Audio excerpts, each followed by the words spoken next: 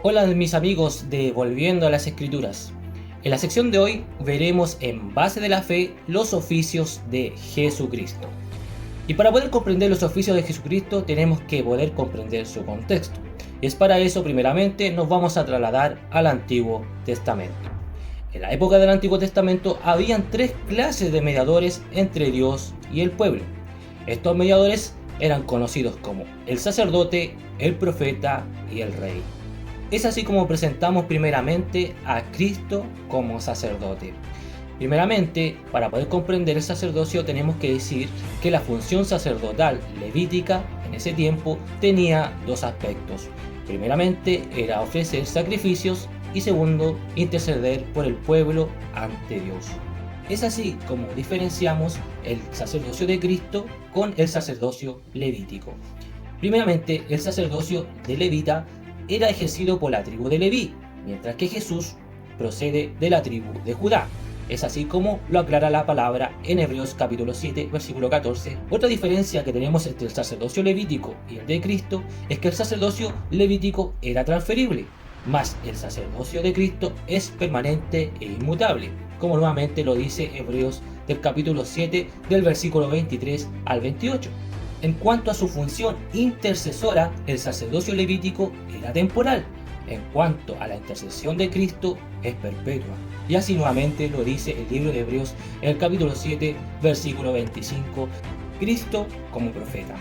Para poder comprender este oficio de Jesucristo, primeramente tenemos que comprender lo que es un profeta. En el Nuevo Testamento, la palabra profeta es traducida como propen, que significa expresar. El profeta es uno que expresa o que dice lo que Dios quiere. El deber de los profetas era revelar la voluntad de Dios al pueblo. Profeta es uno que está en el servicio de Dios, particularmente como mensajero y que habla en el nombre de Dios. En cuanto a las pruebas bíblicas del oficio profético de Cristo, lo podemos ver en las Sagradas Escrituras. Primeramente, se predijo como profeta en el libro de Deuteronomios capítulo 18 versículo 15. También otra referencia lo podemos ver en el libro conocido de Juan, en el capítulo 6 versículo 14. A su vez, él habla de sí mismo como profeta en el libro de Lucas capítulo 13 del versículo 33. Otra forma también de declarar el oficio de Jesucristo es que él declara traer un mensaje de parte del Padre, y la cual también lo podemos ver en el libro de Juan, del capítulo 8, del versículo 26 al 28. Cristo ejerció la función profética por excelencia. Él nos ha revelado a Dios y nos ha hablado las palabras de Dios. Y lo podemos ver también en Juan, capítulo 14, del versículo 10. Todo este contexto en el cual habla Jesucristo apareciendo en una época cuando la nación judía se encontraba en un estado de intranquilidad bajo el yugo romano. Cristo como rey.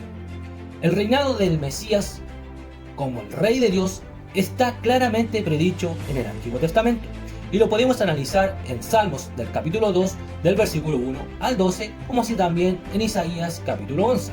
Aunque Jesús rechaza cualquier reino o idea de reino terrenal, no obstante, él habla de sí mismo a veces como rey en el reino de Dios, en la cual lo podemos analizar también en Mateo capítulo 4, versículo 8 y en el libro de Juan capítulo 6 al versículo 15.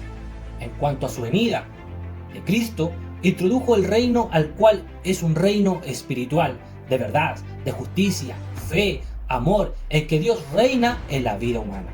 La realeza espiritual de Cristo se sustenta en el hecho de que está administrada no mediante la fuerza, sino mediante la palabra y el espíritu.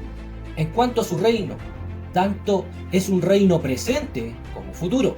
Es un reino presente siempre en desarrollo, una realidad espiritual en la vida de los hombres. Jesús se refiere al reino ya presente en su tiempo, y lo podemos ver en Mateo capítulo 12, versículo 28.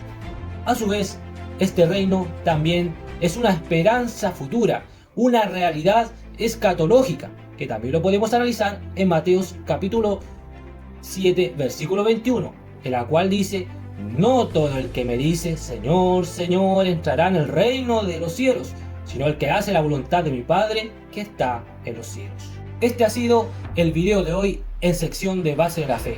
Los invito a darle like a esta publicación y poder suscribirse a esta página de Volviendo a la Escritura. Nos vemos, hasta pronto.